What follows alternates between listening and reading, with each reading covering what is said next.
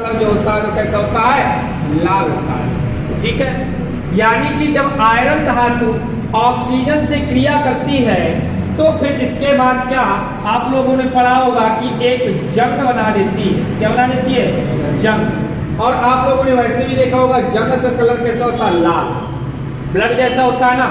यानी कि मेन भूमिका किसकी है आरबीसी में, तो बताएंगे मेन भूमिका आरबीसी में किसकी है, आयरन की। ठीक है ना, यानी कि आरबीसी का लाल कलर किसके कारण है, आयरन धातु के कारण। लेकिन समस्या इस बात की आती है कि आयरन किस में पाया जाता है, तो हीमोग्लोबिन में। जब हीमोग्लोबिन ही नहीं होगा तो आयरन धातु नहीं होगी। यानी कि हीमोग्लोबिन अगर नहीं हुआ तो हमारी आयरन धातु भी नहीं होगी, और आयरन धातु नहीं होगी तो ऑक्सीजन से क्रिया नहीं होगी, और ऑक्सीजन से क्रिया नहीं होगी तो फिर इसके बाद लाल कलर नहीं बनेगा।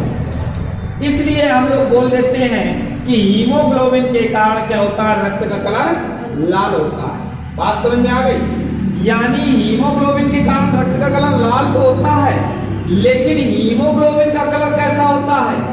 अगर कभी भी क्वेश्चन आ जाए कि हीमोग्लोबिन का कलर कैसा होता है, तो हम लोग बताएंगे कि हीमोग्लोबिन का कलर जो होता है वो वही होता है कैसा, बैगनी होता है। कैसा होता है, बैगनी।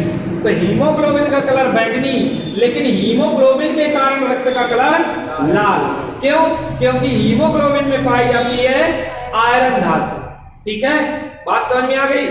अब आरबीसी की मृत्यु 120 दिन के बाद हो जाती है। कितने दिन के बाद, 120 दिन के बाद आरबीसी की मृत्यु हो जाती है।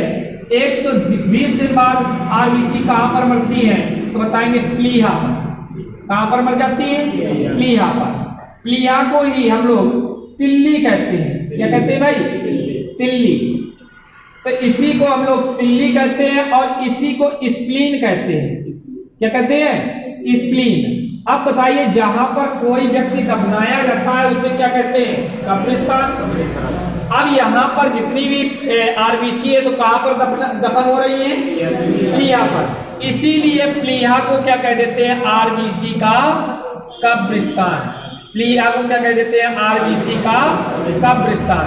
तो अगर क्वेश्चन आए आरबीसी का कब्रिस्तान किसे कहा जाता है, तो बताएंगे प्लीहा को कहा जाता है। अगर प्लीहा ऑप्शन में ना दिया हो तो फिर इसके बाद तिल्ली दिया होगा। अगर तिल्ली नहीं दिया होगा तो क्या दिया होगा, स्प्लीन दिया होगा। और अगर ये तीनों नहीं है तो फिर ऑप्शन में आ सकता है क्या भाई, यकृत। क्योंकि आरबीसी यकृत पर भी मरती है, लेकिन यकृत से ज्यादा किस पर मरती है, प्लीहा पर। इसलिए अगर प्लीहा ऑप्शन में है तो सबसे पहले प्लीहा में लगाएंगे, और अगर प्लीहा ऑप्शन में नहीं है तो फिर किसमें लगाएंगे, यकृत में। अगर आर पूछे कि आरबीसी का कब्रिस्तान किसे कहते हैं, और इसके बाद दे दे कि हृदय, और इसके बाद दे दे लीवर, और इसके बाद दे दे कि अमाशय, या इनमें से कोई नहीं, तो फिर क्या करेंगे, लीवर। ठीक है ना, क्योंकि लीवर को ही हम लोग कहते हैं यकृत। यकृत, लीवर, जिगर, कलेजा, ये सब एक ही बात है। ठीक है ना भाई। तो अब आगे आते हैं कि आरबीसी जो होती है, तो आरबीसी की मृत्यु 120 दिन में हो गई। अब इसके बाद आगे आते हैं कि इसकी कमी के कारण कौन सी बीमारी हो जाती है। ठीक है ना, तो आरबीसी का सबसे पहले आपको पता होना चाहिए कि आरबीसी का मुख्य कार्य क्या है।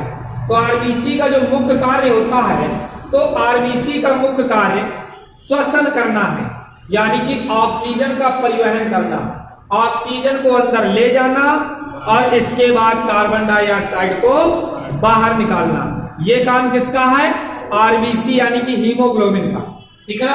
अब एक हीमोग्लोबिन का कण कितने ऑक्सीजन के कणों को ले जाने में सक्षम होता है, तो एक हीमोग्लोबिन का कण 4 ऑक्सीजन के कणों को ले जाने में सक्षम होता है। कितने, 4 ऑक्सीजन के कणों को ले जाने में सक्षम होता है। ठीक है। तो अब यहाँ पर एक अगली बात यहाँ पर आती है कि आरबीसी की कमी के कारण या हीमोग्लोबिन की कमी के कारण कौन सी बीमारी हो जाती है, तो बताएंगे एनीमिया। एनीमिया नामक जो बीमारी होती है वो आरबीसी की कमी के कारण होती है। ठीक है ना। देखो भाई, 2 चीजें होती हैं, एक तो आरबीसी मरती है, मरने यानी कि मरी तो इसके बाद उतनी ही बनती है। ये बात समझ में आ गई। आरबीसी की कमी अगर हो गई तो एनीमिया नामक बीमारी हो जाएगी, और आरबीसी की अगर अधिकता भी हो गई तब भी क्या हो जाएगी, बीमारी हो जाएगी। ठीक है ना। तो कमी के कारण भी बीमारी होती है और अधिकता के कारण भी बीमारी होती है। कमी के कारण बीमारी एनीमिया होती है और अधिकता के कारण बीमारी हो जाती है पॉलीसाइथेमिया। क्या हो जाती है भाई, पॉलीसाइथेमिया। ठीक है, तो इतनी बात समझ में आ गई है। तो फिर इसको लिख लो। ठीक है, लिखना। इसे एरिथ्रोसाइट्स के नाम से भी जाना जाता है। इसे एरिथ्रोसाइट्स लिखोगे ना भाई, एरिथ्रोसाइट्स के नाम से भी जाना जाता है।